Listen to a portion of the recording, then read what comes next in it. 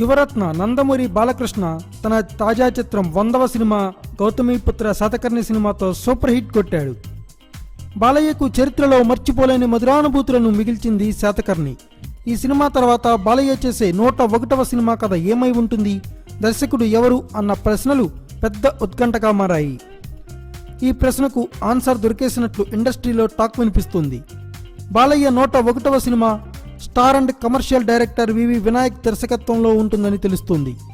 అల్లుడు సీను, అఖిల్ వరుస పరాజయాలు ఎదుర్కొన్న దర్శకుడు వివి వినాయక్ రీసెంట్గా చిరంజీవి కంబ్యాక్ మూవీ ఖైదీ నంబర్ 150తో ఇండస్ట్రీ హిట్ సాధించేశాడు.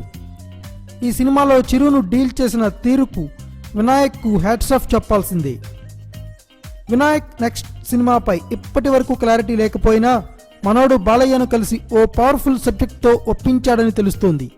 ఈ స్క్రిప్ట్ కోసం కొందరు సీనియర్ రైటర్లు కూడా వర్క్ చేస్తున్నారట.